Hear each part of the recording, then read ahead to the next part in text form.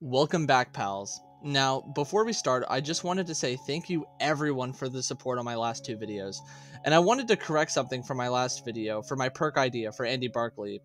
For botting feeling just basically being Wicked except for the whole unhooking yourself feature, I kind of forgot about Wicked, not gonna lie. But I just wanted to say, even though I don't believe I had any influence, two of the Chucky cosmetic recommendations from my last Chucky video have now entered the game. That being Burn and Melted Chucky, along with Blighted Chucky. So thank you so much, Behavior, for adding more Chucky skins. But now, please, Behavior, give me a Phantom of the Opera Chucky skin. But with that being said, welcome back, and let me set the mood. Let's go back to the peak of FNaF, aka Springtrap speculation within the Dead by Daylight community. Despite it always being there, I've chosen this area to pinpoint something I would like to call FNaF Copium. This is a situation where Dead by Daylight would post something and everyone who wanted FNaF would either try their best to say it relates to FNaF or really stretching something FNaF related despite not having any connection. There's a couple instances throughout Dead by Daylight that I would like to highlight and talk about it. So one of the biggest ones was back in 2021 when Behavior was releasing the teasers for the upcoming Hellraiser paragraph. For the release of Hellraiser, Behavior tweeted out multiple photos and maps with small changes, like they tweeted out just the letter A and hiding other letters, eventually spelling out Hellraiser. But before that, no. People could have sworn they saw Springtrap lurking in the shadows. I mean, take a look. Can't you see him? He's right there.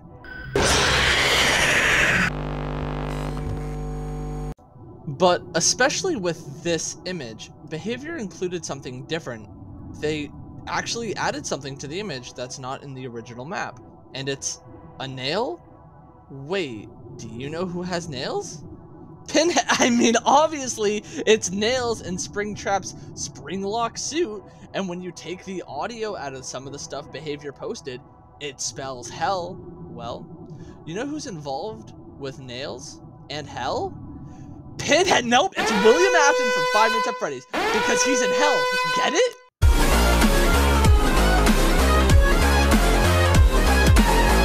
But even after all of that, Behavior released the teaser video, which I will now play for you.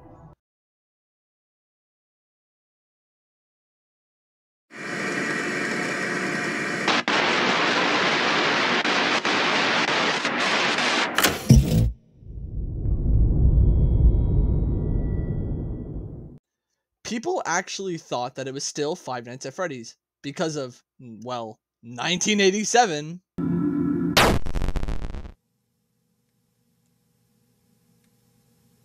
Was that the bite of 87?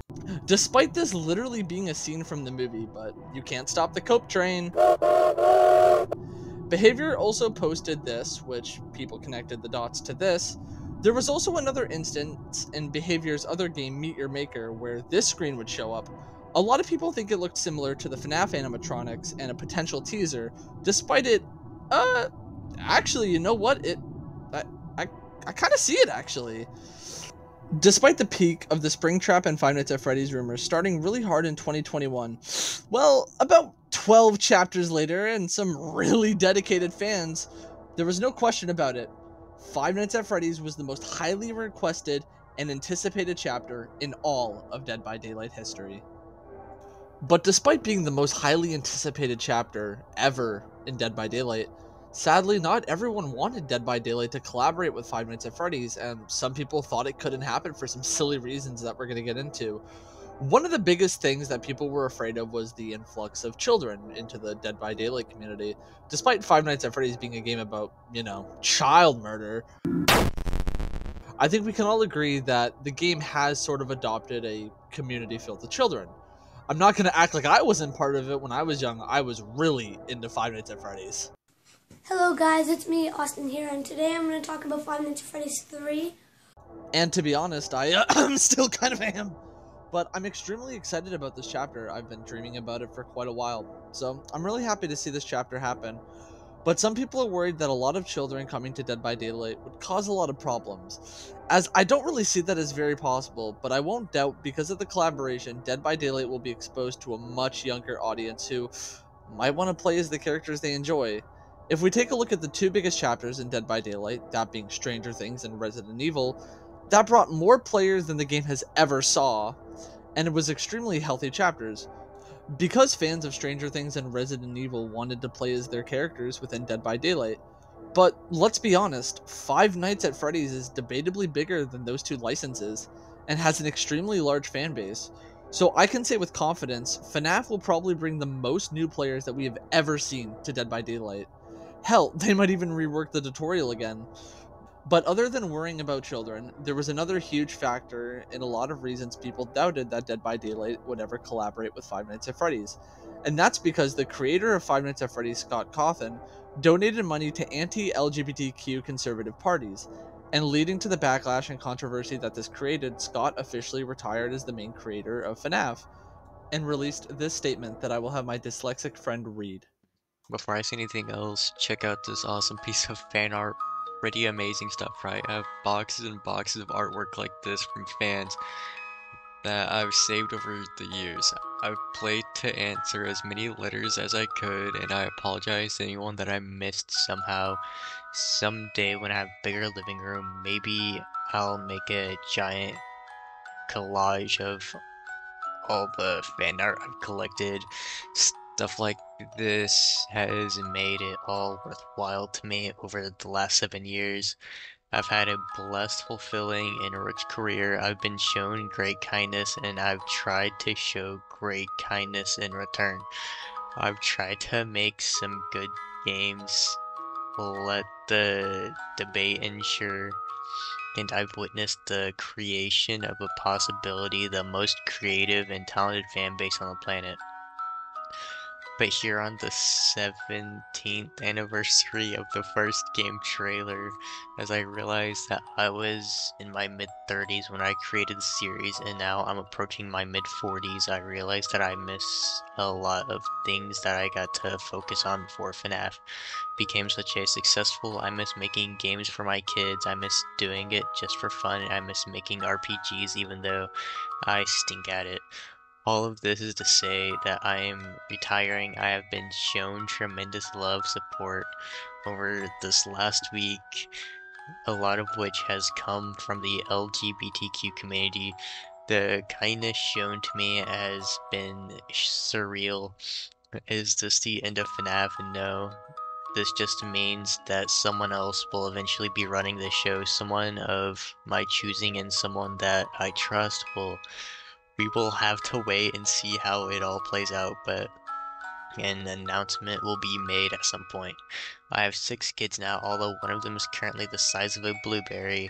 I love them dearly. They're my whole world and my whole universe. I want to focus my attention on them, focus on protecting them, and spend my time making things for them. I only ask that my fanbase respect my decision. I will still be around, just not in the capacity that I used to be.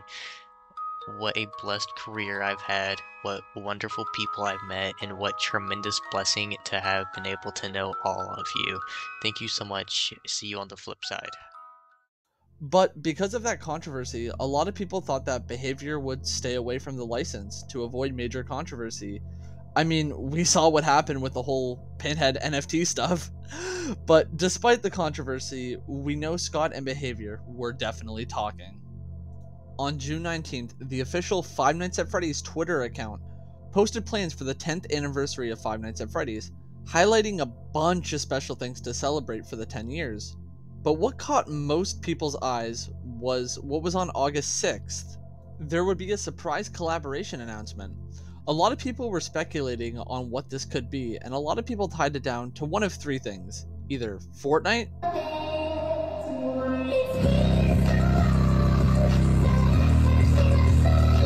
Dead by Daylight, or Stumble Guys. Because apparently there was some leaked stuff for Stumble Guys that lined up with Five Nights at Freddy's, but I guess that was something unrelated, I'm not too sure. But it wouldn't take long until we got our answer. A day earlier than originally planned, on August 5th, the official Dead by Daylight Twitter account posted something I don't think anybody could have expected. Springtrap is one of the most iconic animatronics in the Five Nights at Freddy's franchise. Today we're going to talk about why he should be a killer in DBD. In this video, we're going to be talking about the chances of Springtrap coming into Dead by Daylight as a licensed killer.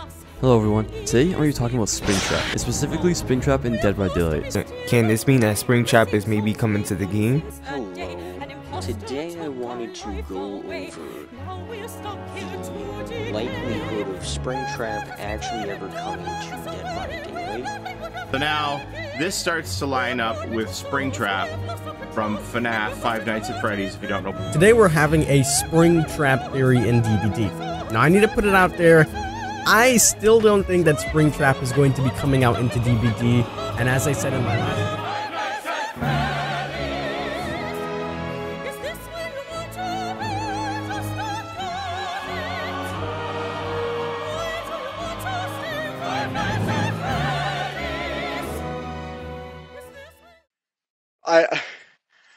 I'm at a loss for words right now. Oh my god. Holy. No fucking way. It's happening officially. Dead by Daylight has now announced they will be collaborating with Five Nights at Freddy's in the summer of 2025. No more will people cope with every teaser image claiming to see Springtrap. No more trying to line up Dead by Daylight dates to important Five Nights at Freddy's dates. It's over. It's finally happening. But now that we know Dead by Daylight is collaborating with Five Nights at Freddy's in the summer of 2025, I think it would be fun to speculate and take guesses at the potential content, especially from a licensed chapter, because you can get a general idea of what to expect. Here's a little thing I thought the Resident Evil chapter was fully going to be. I was pretty close, just a little bit off. Not too long after the announcement was posted, people started drawing comparisons on how the announcement post was put together. A lot of people thought it was similar to all the other collaborations that were purely just cosmetic, like Rainbow Six Siege and Attack on Titan, because the format of the Five Nights at Freddy's collaboration is very similar to the format of cosmetic-only collaborations. But that obviously isn't the case. If we easily take a look at the collaboration teasers for Resident Evil, we can see the same as Five Nights at Freddy's. And as well as you know, Resident Evil was a full chapter. It's also important to note that this announcement was made around 4 months before the release of Resident Evil within Dead by Daylight. If we also take a look at the announcement of Ringu in Dead by Daylight, we can see that it looks extremely similar, and we know that chapter brought a new killer and survivor. It was practically a full chapter, even though according to some insider sources, this chapter was originally going to have a map, but was too similar to Coldwind Farms. With this evidence, the fact that there is no way Behavior would pass up the opportunity to have Five Nights at Freddy's as a full chapter, and I think Scott would much rather put his own characters into the game than skins for pre-existing original Dead by Daylight killers and survivors, but I think that would be really cool to have lesser known Five Nights at Freddy's characters represented as skins for original Dead by Daylight killers, but we'll get to that a little bit later. I think it would also be really cool for Scott to see one of his own creations amongst the likes of Michael Myers, Freddy Krueger, and Chucky. Now, here's the part of the video you guys are all probably waiting for. Sorry to cut off right before I get to the speculation, but at the time of editing this, it is currently October 5th. I'm trying to get the video out by today, but if you guys do not know, it is the King's birthday, so happy birthday, King. And every year the King does an interview with Matthew Cote, the main game director of Dead by Daylight, and during this interview, he basically confirmed that FNaF will be a chapter and not a cosmetic collection for the people who thought that. So this segment of the video was kind of useless, but I'll just play the clip. That's the way to go. But one thing that we probably would like to see if you could possibly clear up, there's been a lot of speculation in the community over whether or not this Five Nights at Freddy's collaboration next summer is merely going to be a set of cosmetics skins for existing characters, or would it be its own chapter with unique characters? I don't know if you could tell us any of that or not. What do you think, Polly? I think it's a chapter.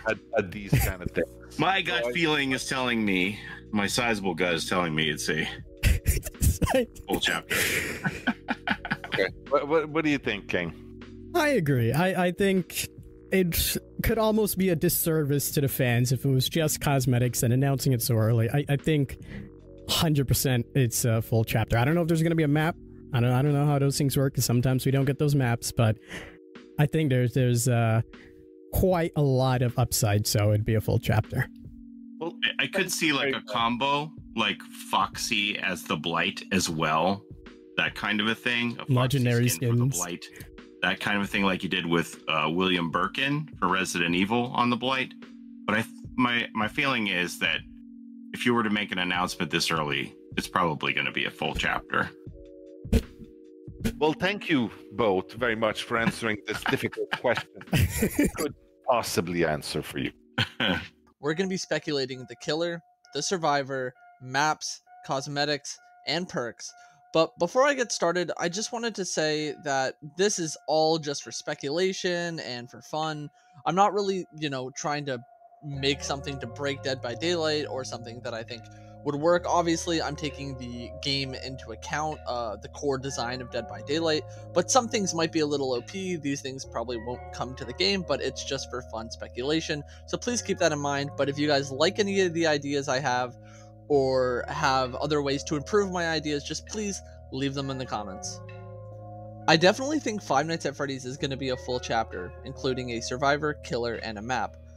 I don't think they would miss the opportunity to include so much content. It's basically been 95% confirmed that Dead by Daylight's 9th anniversary will be the Five Nights at Freddy's collaboration, and I would imagine they're going to go all out. They've gone all out for every anniversary chapter except for year 3, that just added Ghostface. I doubt they would do a paragraph for Five Nights at Freddy's. I actually originally believed that a paragraph would be the only right way to do Five Nights at Freddy's. But considering they're holding this out for an anniversary, I expect them to go all out. One more thing before we continue, I think it's very important to note that in the teaser image we have for the collaboration, it only lists that they're collaborating with Scott. So at least for this chapter, I don't believe we're going to see any designs or characters from the 2023 Blumhouse film, but it's totally still a possibility down the line. Well, with Five Nights at Freddy's slowly approaching Dead by Daylight, who's going to be our killer? The real heart of the chapter? Obviously it's going to be Springtrap, aka William Afton, aka the main antagonist of the Five Nights at Freddy's franchise. Following the format of every other killer, I've seen a lot of speculation on fan names for Springtrap, but my personal favorite one, and the one we're going to go with for this video, is The Attraction. Following the lore of Five Nights at Freddy's 3, the phone dude says, "Have them playing, like, over the speakers as people walk through the attraction? Dude, that makes this feel legit, man. But I have an even better surprise for you. You're not gonna believe this. We found one. A real one. Gotta go, man. Five Nights at Freddy's 3 takes place in Fazbear Frights, a horror attraction.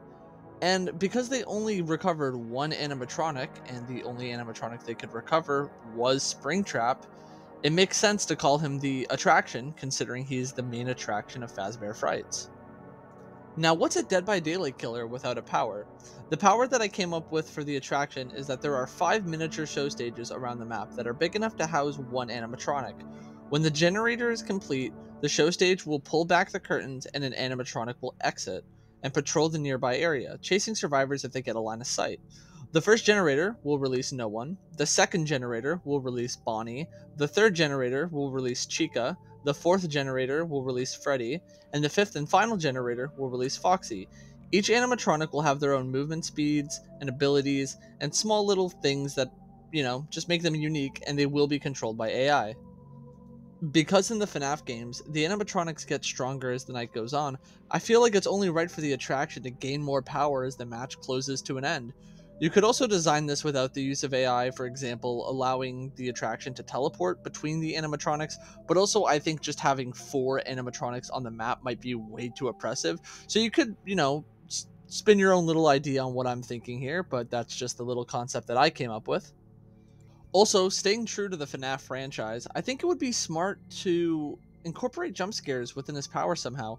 Maybe having trigger zones. Once survivors walk through them, they'll see a phantom jump scare. I'm not too sure exactly how it would work, but I would love to see your guys' ideas for something similar or your own idea. But anyways, let's move on to the attraction perks. Actually, before we move on to the attraction and his perks, I've been talking about Dead by Daylight and Five Nights at Freddy's for the last 20 minutes. and I think I deserved a well-deserved break. So while I have my beautiful little break, my good dear non-dyslexic friend Carson will be narrating this part of the video.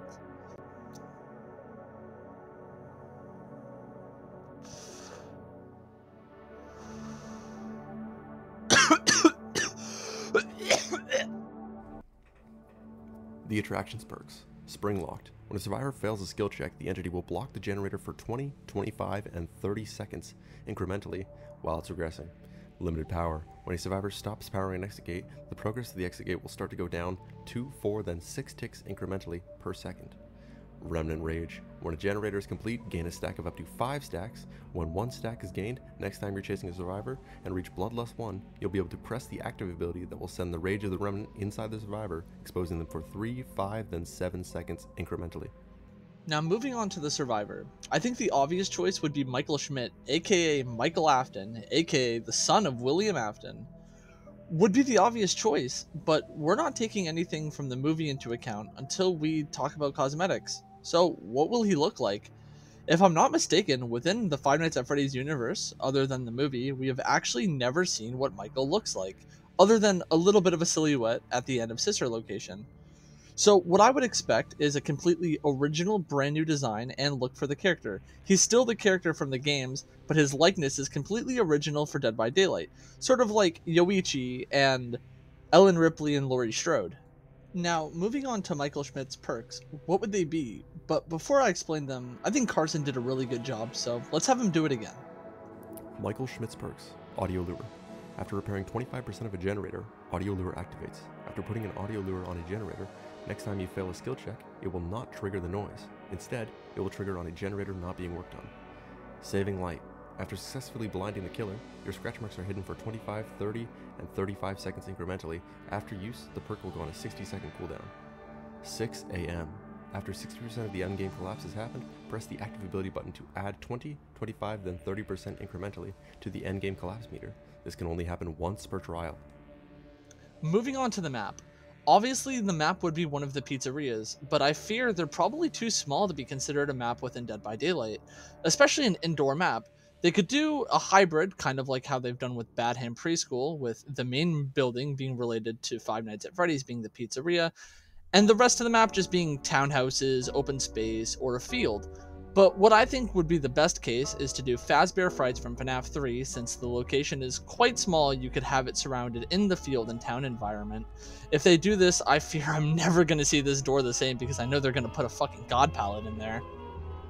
Well, moving on to Michael's cosmetics, because we don't even know what Michael looks like, it's hard to come up with cosmetic ideas for him. The only ones that I can think about are inspired by fan art, which I think would be a good idea for his base. He could potentially get a legendary skin turning him into Josh Hutcherson from the Five Nights at Freddy's movie, or potentially another legendary skin turning him into Vanessa either from the film or the games. I wouldn't expect to see this on release because the collaboration isn't with Blumhouse, but because it's Five Nights at Freddy's related, I do believe anything is possible. Unlike Mike, we actually have a few different variations of Springtrap that I think would be very nice skins to have. So, in order, we have Scrap Trap from FNaF 6 Pizzeria Simulator, Burn Trap from Security Breach, Glitch Trap from Help Wanted, Clown Springtrap from FNaF Special Delivery, Flaming Springtrap, also from Special Delivery, and Toxic Springtrap, also from Special Delivery, Spring Bonnie before William gets trapped in it, and potentially down the line a Blighted Springtrap for Dead by Daylight's Halloween event. Anyways, I just wanted to say thank you everyone for watching all of the video if you did, and the support on my other videos. If you haven't seen them already, I'll have them linked at the end. I really appreciate the support, and I want to create more videos like this. I have some more planned in the future. I actually really want to make a video talking about the failure of Tools of Torment. If you guys are interested in hearing about that, please let me know down in the comments. Please remember that this is just a little speculation and history of Five Nights at Freddy's X Dead by Daylight, and maybe we can look back at this video when the chapter actually releases. From somebody who has been a humongous Five Nights at Freddy's fan since I was 9 years old, and a huge Dead by Daylight fan since I was 12, being 19 now, this is a match made in heaven for me. And everyone else who's also extremely excited for this, we have won. Thank you very much for watching, and goodbye.